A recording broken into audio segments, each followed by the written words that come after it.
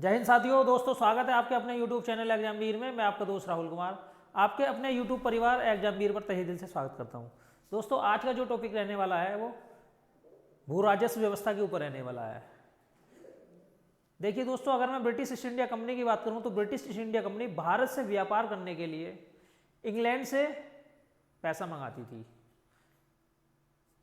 British लोग भारतीय लोगों को अपनी महंगी महंगी धातुएं देते थे, तब जाकर दोस्तों उन्हें यहाँ से बिजनेस के लिए सामान प्राप्त होता था। बार्टर सिस्टम पहले लागू था। जैसे समझ लीजिए, आज अगर हम गेहूं देकर कोई सब्जी खरीदते हैं, उसी प्रकार से दोस्तों ब्रिटिश काल में जो ब्रिटिश ईस्ट इंडिया कंपनी थी वो अपने देश से महंगी महंगी वस्तुएं लाती थी और तब जाकर भारतीय वस्तुएं उसे प्राप्त होती थी। अब भारत में British east India company Plassey का युद्ध 1757 और बक्सर का युद्ध 1764 के बाद में दोस्तों, अगर मैं बंगाल की बात करूं दोस्तों, बंगाल जो कि भारत का सबसे धनी प्रदेश था, उस पर द्वैध शासन स्थापित करता है रॉबर्ट क्लाइव। मतलब दोस्तों, बंगाल पर जो भू राजस्व की वसूली है वो कंप्लीटली अंग्रेजों के हाथ में आ जाती है। रॉबर्ट क्लाइव बंगाल पर द्वैध शासन स्थापित करता है और भू राजस्व की वसूली के लिए 3 व्यवस्थाएं लाई जाती हैं, जिसमें रेतवाड़ी व्यवस्था, स्थायी बंदोबस्त और महालवाड़ी व्यवस्था। जिसमें रेतवाड़ी व्यवस्था लाई जाती है, स्थायी बंदोबस्त लाया जाता है 1793 ईस्वी में। और दोस्तों स्थायी बंदोबस्त परमानेंट सेटलमेंट से पहले दोस्तों मैं आपको एक व्यू बता देता हूं कि भारत में किस प्रकार से टैक्स वसूला जाता था। जैसा हम जानते हैं दोस्तों, बंगाल में द्वैध शासन की जो स्थापना है वो रॉबर्ट क्लाइव द्वारा की जाती है। बक्सर के युद्ध के बाद कंपनी को बंगाल की दीवानी प्राप्त हो जाती है। राजस्व की वसूली के लिए कंपनी भारतीय अधिकारियों की नियुक्ति करती है। अब भारतीय अधिकारियों की नियुक्ति क्यों करती है दोस्तों? क्योंकि भारतीय अधिकारी भारत के लोगों को जानते हैं और अच्छी तरीके से वो टैक्स कलेक्ट कर सकते हैं। तथा कंपनी राजस्व के निरीक्षण के लिए अंग्रेजी अधिकारियों की नियुक्ति करती है। एक तीर से दो शिकार किए जाते हैं। देखिए, भारतीय लोगों की नियुक्ति इसलिए की जाती है जिससे भारतीय लोगों से संपर्क भी बना रहे और उनके द्वारा किए गए कार्य को अंग्रेजों द्वारा जांचा जाता है, जिससे भ्रष्टाचार की संभावना दोस्तों कम रहे। अब उसके बाद में दोस्तों वारेन हेस्टिंग्स आते हैं। वारेन हेस्टिंग्स क्या करते हैं? देखिए दोस्तों, वारेन हेस्टिंग्स के द्वारा पंचशाला व्यवस्था लाई जाती है और एक साला व्यवस्था लाई जाती है। पंचशाला व्यवस्था के अंतर्गत क्या होता है? बहुत सारे लोगों को एक कलेक्ट किया जाता है, जिसमें जो सबसे ज़्यादा बोली लगाएगा उसी व्यक्ति को नीलामी, उसी व्यक्ति को भू राजस्व की वसूली की जिम्मेदारी दी जाती है, जो सबसे ज़्यादा टैक्स की बोली लगाएगा। जैसे मान लीजिए एक बाजार की बोली लगती है, अगर कोई मकान बिकता है तो उसकी बोली लगती है, तो जो सबसे ज़्यादा रेट लगाता है उसी को मकान दे दिया जाता है, उसी को वस्तु दे दी जाती है। उसी प्रकार उस टाइम पर दोस्तों जो सबसे ज़्यादा बोली लगाएगा उसे ही भू राजस्व की वसूली दे दी जाएगी। ये व्यवस्था भी फेल हो जाती है क्योंकि इसमें दोस्तों टैक्स की दर अधिक थी। उसके बाद में लाई जाती है एक साला व्यवस्था, जिसमें सिर्फ उन्हीं व्यक्तियों को शामिल करना होता है जो व्यक्ति पहले से ही ऑलरेडी भू राजस्व की एक तरीके से दोस्तों अनुभव रखते हैं। जो लोग भू राजस्व का अनुभव रखते हैं, जिन्हें भू राजस्व के क्षेत्र में अनुभव है, वही व्यक्ति एक साला व्यवस्था में शामिल होते हैं। ये व्यवस्था भी दोस्तों फेल हो जाती है। तब जाकर दोस्तों लाया जाता है परमानेंट सेटलमेंट, जो कि लॉर्ड कॉर्नवालिस के द्वारा स्थापित किया जाता है। अब देखिए, आज की जो क्लास रहने वाली है बहुत ही शानदार क्लास रहने वाली है। भारत में किन किन तरीकों से दोस्तों भू राजस्व की वसूली की गई और उससे अंग्रेजों को क्या फायदा हुआ और भारत का दोस्तों इस पर क्या प्रभाव पड़ा। आज की इस क्लास के अंदर एक एक पॉइंट को बहुत अच्छी तरीके से समझेंगे। सभी साथियों से गुजारिश है, जिसने अभी तक चैनल को सब्सक्राइब नहीं किया है दोस्तों, चैनल को सब्सक्राइब कर लेना और अगर वीडियो अच्छी लगती है तो वीडियो को अपने दोस्तों में शेयर जरूर करना है। देखिए, सबसे पहले मैं बात कर लेता हूँ स्थायी बंदोबस्त, परमानेंट सेटलमेंट। नीलामी की एक व्यवस्था है। देखिए, नीलामी की एक व्यवस्था है भू राजस्व की वसूली के लिए, क्योंकि अब अंग्रेज अपने देश से पैसा नहीं मंगा रहे हैं, वो यहीं से ही पैसा कमा रहे हैं और इसी पैसे से दोस्तों बिजनेस करेंगे और लाभ को अपने देश में भेजेंगे। अब उन्होंने जो हमारे देश के अंदर, भारत के अंदर जो ब्रिटिश ईस्ट इंडिया कंपनी भेजी थी, अब जाकर दोस्तों अंग्रेजों को लगा कि ये कंपनी वास्तव में हमें बहुत ज़्यादा बेनिफिट दे रही है, क्योंकि दोस्तों अब ब्रिटेन से पैसा आना बंद हो गया है। अब भारतीयों का पैसा सामान खरीद कर ब्रिटेन में भेजेगा। यहाँ तक कि अंग्रेज लोग हमारे पैसे से ही ऐश आराम और इतने धनाढ़ बन के जाएंगे कि उनके देश में लोग उन्हें नवाब के नाम से पुकारेंगे। देखिए, अगर मैं बात करता हूँ स्थायी बंदोबस्त की, तो इसे बंगाल और बिहार, देखिए बंगाल बिहार उड़ीसा और उत्तरी कर्नाटक के क्षेत्र में लागू किया गया। दक्षिण भारत में सिर्फ उत्तरी कर्नाटक का क्षेत्र है, बाकी बंगाल बिहार और उड़ीसा के क्षेत्र में दोस्तों परमानेंट सेटलमेंट को 1793 में ईस्वी में लागू किया गया था। लॉर्ड कॉर्नवालिस के द्वारा 1793 ईस्वी में यह व्यवस्था लाई गई और इसे परमानेंट सेटलमेंट कहा गया। अंग्रेज एक ऐसी व्यवस्था चाहते थे जिससे उन्हें एक फिक्स टैक्स मिल जाए, एक फिक्स लगान मिल जाए, एक निश्चित आय का बंदोबस्त हो जाए, इसलिए इसका नाम है स्थायी बंदोबस्त। जो बंदोबस्त हो वो बिल्कुल फिक्स होना चाहिए, क्योंकि अंग्रेजों के द्वारा पहले एक दो व्यवस्था लाई गई थी, लेकिन दोस्तों वो फेल हो गई। इसलिए अब की बार स्थायी बंदोबस्त के नाम से व्यवस्था लाई जाएगी, जिसके द्वारा अंग्रेज एक स्थायी टैक्स चाहते हैं। देखिए, इस व्यवस्था के अंतर्गत जमींदार जागीर का मालिक बन गया। अब इसमें तीन वो होते हैं। सबसे पहले अंग्रेज, देखिए सरकार बोले तो दोस्तों अंग्रेज, और सरकार से नीचे होता है जमींदार। देखिए जमींदार, और जमींदार से दोस्तों नीचे होगा रेयत बोले तो देखिए, रेयत बोले तो किसान। अब यहां से देखिए तीन लोग हैं, जिसमें दोस्तों सरकार बोले तो ब्रिटिश। देखिए ब्रिटिश टैक्स इकट्ठा करने के लिए जमींदार को लगाएगी। वो डायरेक्ट किसानों से, रेत से टैक्स कलेक्ट नहीं करेगी, वो अपने नीचे दोस्तों जमींदार लगाएगी। जमींदार से टैक्स कलेक्ट किया जाएगा और जमींदार टैक्स कलेक्ट करेगा रेत से। देखिए किस तरीके से दोस्तों ये व्यवस्था लाई गई। अब इससे क्या होगा, देखिए दोस्तों जो जमींदार है वो सरकार का वफादार भी बन जाएगा, और यहाँ पर जो जमींदार है दोस्तों वो किसान से टैक्स कलेक्ट करेगा। और इसमें अनेक कानून बनाए जाएंगे, जैसे सूर्यास्त का कानून आपने सुना होगा। एक निश्चित टाइम पीरियड के अंदर जमींदार को अंग्रेजों को टैक्स देना होगा, और अगर जमींदार एक निश्चित टाइम पीरियड के अंदर अंग्रेजों को टैक्स नहीं चुकाता है तो दोस्तों अंग्रेज उसकी जमींदारी उससे छीन लेंगे। और यह व्यवस्था जमींदार रेत के लिए भी लगाता है कि आपको एक निश्चित टाइम पीरियड के अंदर हमें टैक्स देना है। अगर आप टैक्स नहीं देते हैं तो आपकी जो जमीन है वो आपसे छीन ली जाएगी। और इसके लिए जमींदार को दोस्तों कोई कोर्ट के हस्तक्षेप की जरूरत नहीं थी, मतलब उसे पावर भी दी गई थी।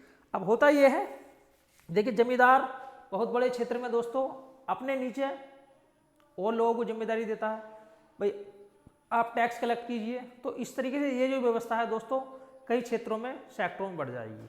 और जब कई सेक्टरों में बढ़ जाएगी दोस्तों तो जो पैसा है वो कई हाथों में जाएगा, और जब पैसा कई हाथों में जाएगा तो यहाँ पर भ्रष्टाचार होने की संभावना अधिक है। और अंत में दोस्तों ये भी जो व्यवस्था है ये भी दोस्तों फेल साबित होगी। कोर्ट ऑफ डायरेक्टर्स इस व्यवस्था को ज्यादा क्षेत्र में प्रसार नहीं करना चाहता है। और दोस्तों उसके बाद में आती हैं अगली व्यवस्थाएं, महालवाड़ी व्यवस्था और रेयतवाड़ी व्यवस्था। अब देखिए अगर मैं इसकी बात करता हूं दोस्तों, तो इसमें जमींदार जागीर का मालिक बन गया और उसे प्रत्येक वर्ष एक निश्चित समय अवधि में राजस्व की एक निश्चित राशि सरकार को देनी है, कि आपको एक फिक्स टाइम पीरियड के अंदर इतनी राशि सरकार को दोस्तों देनी है। आपको उसके अंदर दोस्तों कोई भी वो कटौती नहीं करनी है। अब देखिए अगर मैं बात करता हूं तो सिर्फ ब्रिटिश भारत के 19% क्षेत्रफल पर यह व्यवस्था लागू थी। संपूर्ण भारत पर यह व्यवस्था लागू नहीं थी, ओनली 19% क्षेत्रफल पर। देखिए 19% क्षेत्रफल पर यह व्यवस्था लागू थी, कितने परसेंट पर भाई, 19% पर। अगर इसकी बात करिए बंगाल, बिहार, उड़ीसा, संयुक्त प्रांत और उत्तरी कर्नाटक क्षेत्र इसमें शामिल है। जमींदार भूमि का मालिक नहीं है, जमींदार यहाँ पर भूमि का मालिक नहीं है, क्योंकि सबसे ऊपर किसान जमींदार से टैक्स लेगी और जमींदार लेगा रेत से। देखिए सबसे ऊपर सरकार किससे टैक्स लेगी दोस्तों, सरकार लेगी जमींदार से, और जमींदार देखिए जमींदार से, और दोस्तों जमींदार से नीचे क्या होगा भाई, रेत, जिसे हम बोलते हैं किसान, रेत जिसे हम बोलते हैं भाई किसान। अब आप देखिए यहाँ पर जो जमींदार है वो भूमि का मालिक नहीं है, वो ना तो उसे बेच सकता है और ना ही किसानों को जमीन से बेदखल कर सकता है। किसानों को जमीन से बेदखल करने का काम भी जमींदार का नहीं है। जमींदारों से उनकी भूमि छीनी जा सकती है, लेकिन जमींदार को दोस्तों सरकार बेदखल कर सकती है। जमींदारों को सरकार बेदखल कर सकती है अगर वो समय पर टैक्स भू राजस्व की दर नहीं चुकाते हैं, तो भू राजस्व की राशि को नहीं चुकाते हैं तो जमींदार से उनकी जमींदारी छीनकर और व्यक्तियों को दे दी जाएगी।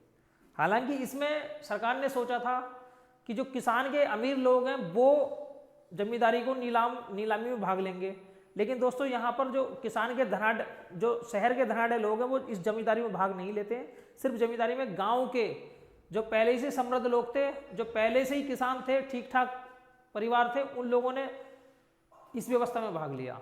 तो यहाँ पर जो पैसा है दोस्तों वो शहर से गांव की ओर नहीं जाएगा, गांव से शहर की ओर जाएगा। हालांकि अंग्रेजों की जो सोच थी वो यहाँ पर गलत साबित होती है। देखिए, जमींदारों के लिए यह आवश्यक बना दिया गया कि भी एक निश्चित अवधि के लिए निर्धारित किए गए लगान का 10/11 भाग, ये जो टैक्स की जो प्रणाली थी ये पहले वाले जो इससे पहले वाली व्यवस्था बनाई गई थी उन्हीं का एक हिस्सा थी।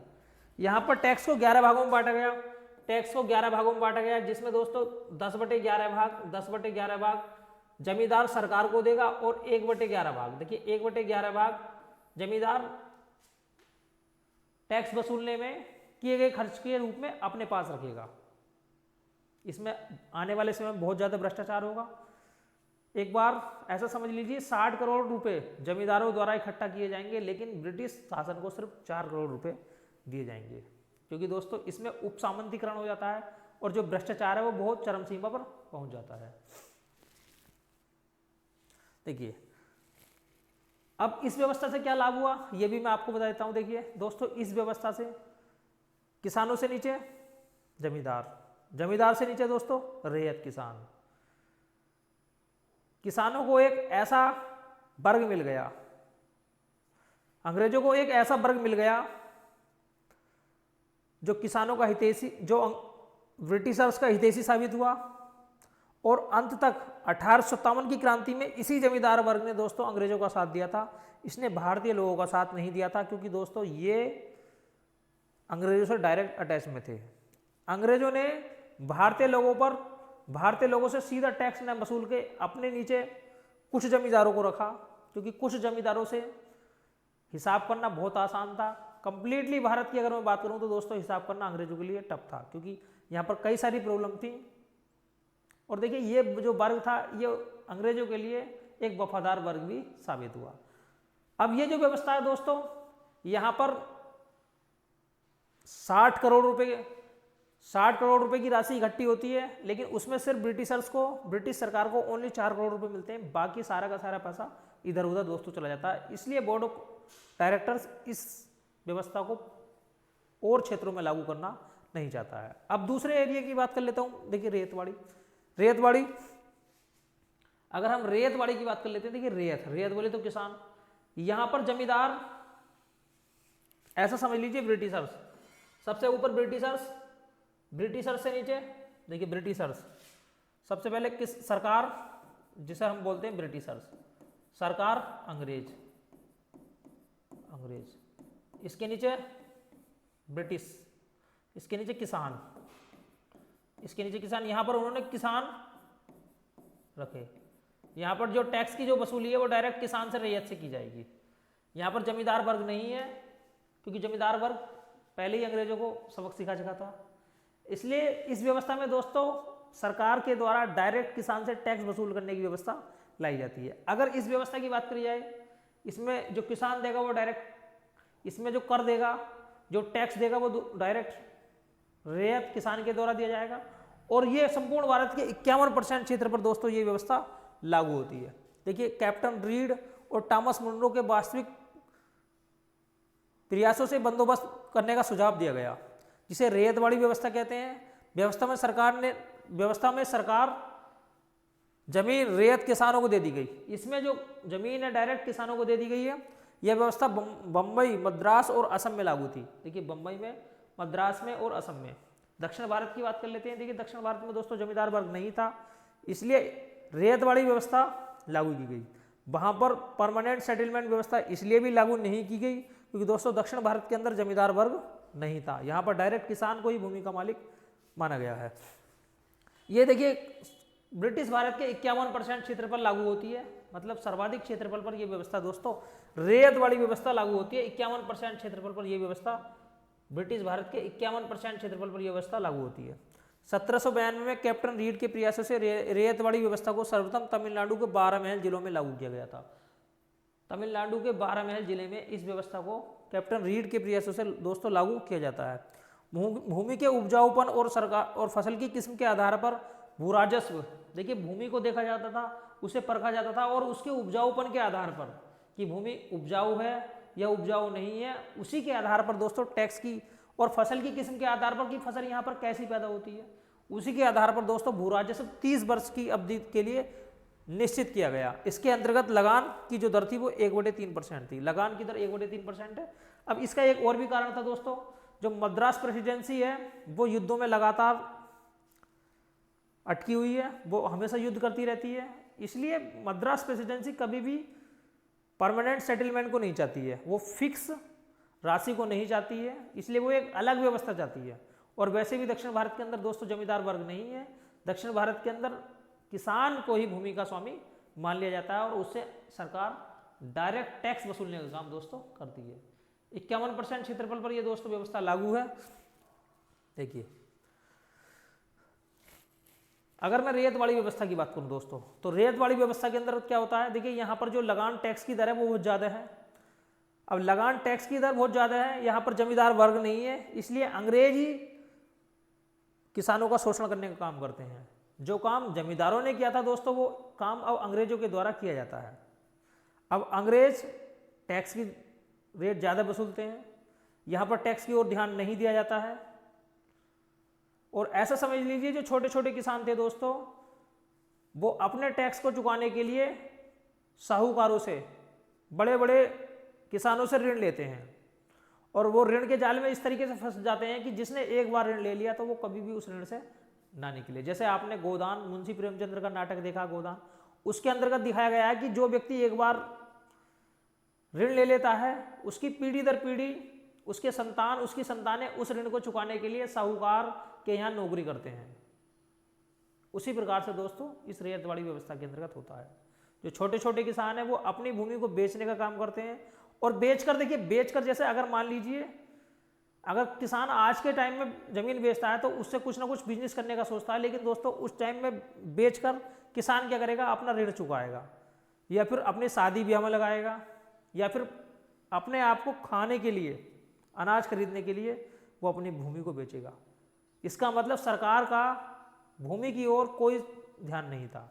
सरकार सिर्फ एक ही काम चाहती थी, वो अपने राजस्व को अधिक से अधिक इकट्ठा करना और भारतीयों को ज़्यादा से ज़्यादा दोस्तों लूटना।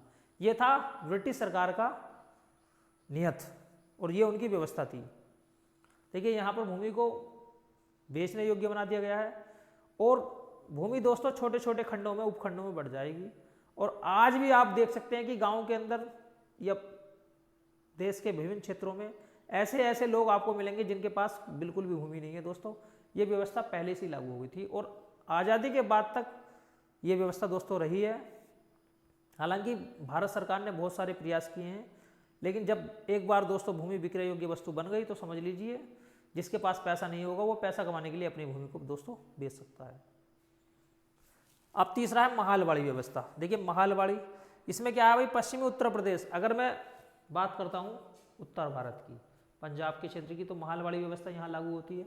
यहाँ पर दोस्तों उत्तर प्रदेश में गांव बिरादरियों महलों के साथ महालवाड़ी बंदोबस्त किया गया है।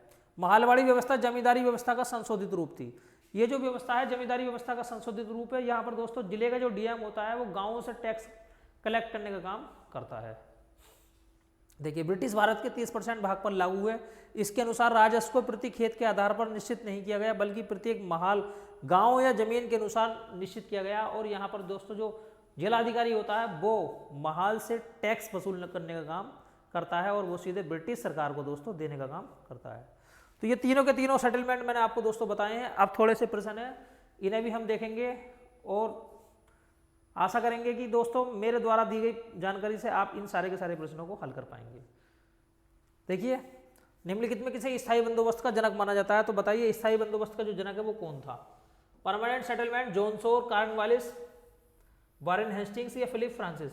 तो लॉर्ड कॉर्नवालिस 1793 ईस्वी में 1793 ईस्वी में परमानेंट सेटलमेंट के जनक दोस्तों लॉर्ड कॉर्नवालिस को माना जाता है। दूसरा, किस व्यक्ति ने भू लगान को स्थायी रूप से निश्चित करने का पक्ष नहीं लिया? भू लगान को स्थायी रूप से निश्चित करने का पक्ष किसके द्वारा नहीं लिया जाता? Alexander Dow, Henry Patullo, Philip Francis, Warren Hastings? तो वारेन हेस्टिंग्स के द्वारा दोस्तों लगान को निश्चित करने का जो पक्ष है वो नहीं लिया जाता, वारेन हेस्टिंग्स के द्वारा। वारेन हेस्टिंग्स, ठीक है, बहुत ही अच्छे प्रश्न है ये। अब आगे देख लेते हैं अभी। निम्नलिखित में किस व्यवस्था का विरोध सर जॉन शोर के द्वारा किया गया था? ऐसी कौन सी व्यवस्था थी जिसका जो विरोध है दोस्तों वो सर जॉन शोर के द्वारा किया गया था? स्थायी बंदोबस्त, भूदानी व्यवस्था, रियायतवाड़ी व्यवस्था, महालवाड़ी व्यवस्था? ये 3 प्रश्न है दोस्तों, बताइए। देखिए प्रश्न नंबर 3 बहुत महत्वपूर्ण है। अब ऐसी कौन सी व्यवस्था है जिसका जो विरोध है सर जॉन शोर के द्वारा किया गया है? सर जॉन शोर व्यवस्था का विरोध करता है, बताइए। स्थायी बंदोबस्त, भूदानी व्यवस्था, रियायतवाड़ी व्यवस्था, महलवाड़ी व्यवस्था? तो दोस्तों जॉन शोर के द्वारा स्थायी बंदोबस्त का विरोध किया जाता है। अगला प्रश्न देख लेते हैं अभी। सर जॉन शोर ने कहाँ की भूमि व्यवस्था में परिवर्तन किया? मद्रास, मध्य प्रांत, Bengal, Punjab? Sir John Shore के द्वारा बताइए कहाँ की भूमि व्यवस्था में परिवर्तन किया गया था? मद्रास की, मध्य प्रांत की, बंगाल की या पंजाब की? बताइए दोस्त। देखिए अगर मैं बात करता हूँ परमानेंट सेटलमेंट की, तो परमानेंट सेटलमेंट कौन से क्षेत्र में लागू थी दोस्तों? परमानेंट सेटलमेंट बंगाल, बिहार, उड़ीसा और उत्तरी कर्नाटक के क्षेत्र में। रियायतवाड़ी व्यवस्था मद्रास के क्षेत्र में, बम्बई के क्षेत्र में, असम के क्षेत्र में, ये थी। तो दोस्तों सर जॉन शोर के द्वारा बताइए अब कहाँ की सर जॉन शोर स्थायी बंदोबस्त का विरोध करता है, लेकिन ये कहाँ की व्यवस्था में परिवर्तन करने का प्रयास करता है? मद्रास, मध्य प्रांत, बंगाल, पंजाब? तो दोस्तों ये मद्रास के क्षेत्र में परिवर्तन करने का प्रयास करेगा। अगले प्रश्न को देख लेते हैं एक बार। अगला प्रश्न देखिए भाई, देखिए 1793 के स्थायी बंदोबस्त के संदर्भ में निम्नलिखित में कौन सा वक्तव्य सही नहीं है? आपको बताना है कि कौन सा वक्तव्य सही नहीं है। 4 कथन दिए हुए हैं। 1793 का जो परमानेंट सेटलमेंट है उसके द्वारा कौन सा कथन सही नहीं है? देखिए सबसे पहले जमींदार और राजस्व संग्रह को सरकार के एजेंट के रूप में सिर्फ भू राजस्व का संग्रह ही नहीं करना था, बल्कि उन्हें जमीन का मालिक भी होना था। जो जमींदार है वो सिर्फ टैक्स कलेक्ट करने का काम नहीं करेगा, टैक्स कलेक्ट करने के साथ साथ वो जमीन का दोस्तों मालिक भी है। ठीक है भाई। जमींदार किसानों से प्राप्त राशि का आधा हिस्सा किराए के रूप में लेते थे और शेष अपने पास रखते थे। तो ऐसा नहीं था। परमानेंट सेटलमेंट के अंतर्गत ऐसा समझ लीजिए टैक्स को 11 भागों में बांटा गया था। टैक्स को 11 भागों में बांटा गया था, जिसमें 10/11 भाग जमींदार ब्रिटिशर को सौंपते थे और 1/11 भाग अपने पास रखते थे। ठीक है भाई। तो ये वाला दूसरा वाला ऑप्शन बिल्कुल गलत हो जाएगा। ठीक है। अगर फसल नष्ट हो जाती है तो सरकार किसानों को किराए में छूट देती थी, ऐसा बिल्कुल नहीं था। कोई सी व्यवस्था में ऐसा नहीं था। अंग्रेजों के द्वारा भारतीयों पर कोई भी इस प्रकार की रियायत नहीं दी गई थी। तो ये भी गलत होगा। भूमि पर उनके अधिकारों को पैतृक और हस्तांतरणीय बना दिया गया था। ये दोस्तों ये भी सही है और ये भी सही है। तो कौन सा वाला ठीक है भाई? अच्छा, कौन सा सही नहीं है? तो दूसरा और तीसरा सही नहीं है। तो कौन सा सही नहीं है? देखिए दूसरा और तीसरा सही नहीं है, ये वाला सही है। बाकी पहला कथन सही है और चौथा कथन सही है। दूसरा और तीसरा कथन दोस्तों यहाँ गलत है। तो स्थायी जो बंदोबस्त है उसके द्वारा दोस्तों ये सुधार किया जाता है। अब अगला प्रश्न देख लेते हैं। लॉर्ड कॉर्नवालिस बंगाल में स्थायी बंदोबस्त के बारे में क्या करता है? देखिए जमींदारों को उनके भूमि के स्वामित्व से वंचित कर दिया गया, रैयतों को जमींदारों की दया पर छोड़ दिया गया, रैयतों को जमींदारों की दया पर छोड़ दिया गया। बताइए। कंपनी के लिए स्थायी आय निश्चित की गई, जमींदारों को ईस्ट इंडिया कंपनी का समर्थक बनाया। निम्नलिखित में कौन सा कथन सही है? तो जो परमानेंट सेटलमेंट है 1793 ईस्वी में जो स्थायी बंदोबस्त लाया जाता है उसने क्या क्या सुधार दोस्तों, क्या क्या चीज अंग्रेजों को मिली? तो सबसे पहले देखिए जमींदारों को ईस्ट इंडिया कंपनी का समर्थक बनाया गया, ये बिल्कुल सही है। अब देखिए कंपनी के लिए स्थायी आय सुनिश्चित की गई, ये भी दोस्तों सही है। कंपनी के लिए जो आय है वो सुनिश्चित की गई दोस्तों, ये भी बिल्कुल सही है। आगे रैयतों को जमींदारों की दया पर छोड़ दिया गया, जमींदारों को उनकी भूमि के स्वामित्व से वंचित कर दिया गया। निम्नलिखित में कौन सा कथन सही है? अब कौन सा कथन सही होगा? देखिए जमींदारों को उनके भूमि के स्वामित्व से वंचित कर दिया गया, रैयतों को जमींदारों की दया पर छोड़ दिया गया। रैयत जो थे वो जमींदारों की दया पर छोड़ दिया गया, ऐसा दोस्तों नहीं था।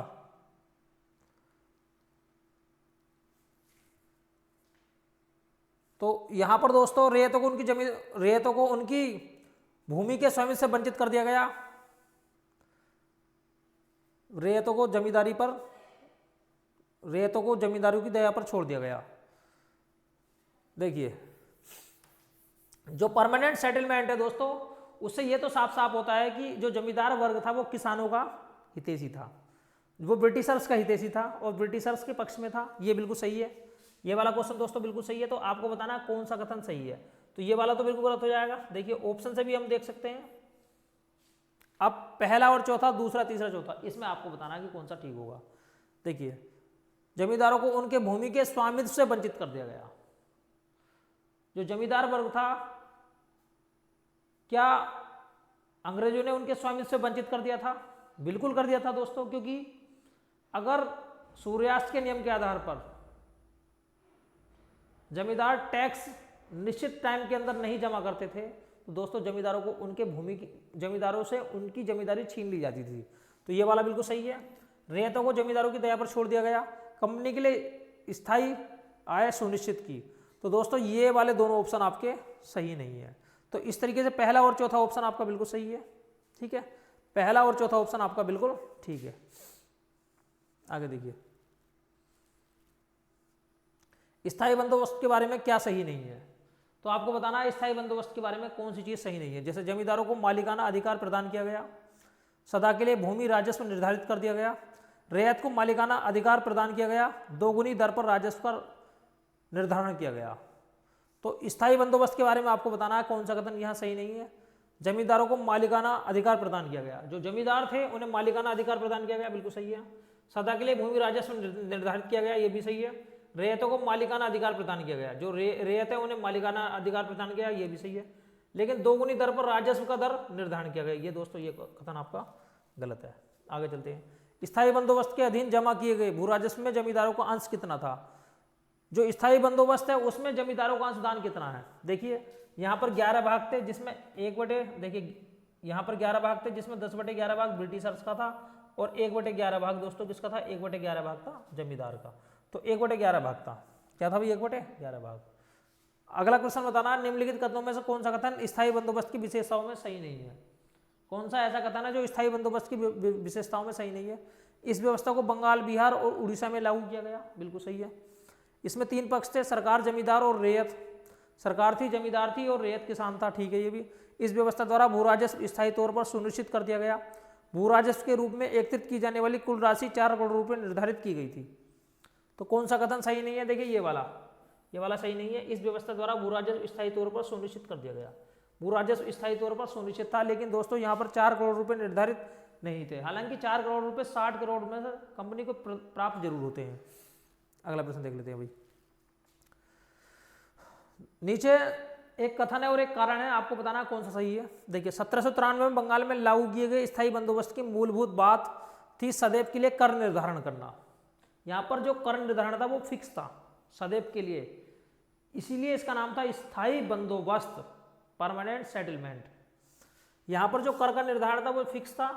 देखिए कारण वाले इसका विश्वास था कि जमींदार अपनी भूमि का विकास करेंगे, क्योंकि दोस्तों यहाँ पर जमींदारों को एक अधिकार भी दिया गया था कि हमें तो 10/11 भाग चाहिए और आपको 1/11 भाग मिलेगा। तो जमींदार अपने भूमि के सुधार के लिए जमीन में पैसे लगाएंगे, लेकिन दोस्तों ऐसा होता नहीं है। वो कोई किसानों की मदद नहीं करते हैं, वो खुद अपने नीचे उप जमींदार ला देते हैं और इस व्यवस्था से बहुत ज़्यादा भ्रष्टाचार फैलता है। तो बताइए क्या है भाई? ये दोनों कथन सही है और आर एक ही व्याख्या करता है। देखिए निम्नलिखित कथनों में से कौन सा ईस्ट इंडिया कंपनी के स्थायी बंदोबस्त का मुख्य प्रतिफल नहीं था? ऐसा कौन सा कारण है जो कि प्रतिफल नहीं था स्थायी बंदोबस्त का? देखिए इसने जागीरदारों को एक वफादार वर्ग खड़ा किया, बिल्कुल सही है। इसने जागीरदारों को एक वफादार वर्ग खड़ा किया, काश्तकारों को जमींदार की कृपा पर छोड़ दिया। देखिए कंपनी की राजस्व वृद्धि प्रक्रिया में रुकावट आ गई, कृषि उत्पादन को विशेष बढ़ावा मिला। देखिए कृषि उत्पादन को दोस्तों यहाँ से कोई भी विशेष बढ़ावा दोस्तों नहीं मिलता है, तो ये वाला जो है कथन गलत है। बाकी कंपनी की जो राजस्व वृद्धि है उसमें रुकावट आ गई थी, इसलिए दोस्तों इस व्यवस्था को बोर्ड ऑफ डायरेक्टर्स बढ़ाने की कोशिश नहीं करता है। आगे आने वाले समय में रेतवाड़ी व्यवस्था और महालवाड़ी व्यवस्था दोस्तों लाई जाती है स्थायी बंदोबस्त को खत्म करके, या दूसरे क्षेत्रों में। तो दोस्तों अगर क्लास अच्छी लगी है तो लाइक कीजिए और सब्सक्राइब कीजिए चैनल को, अगर अभी तक अपने चैनल को सब्सक्राइब नहीं किया है। मिलते हैं नेक्स्ट वीडियो में, आज के लिए इतना ही काफ़ी है। जय हिंद, जय भारत।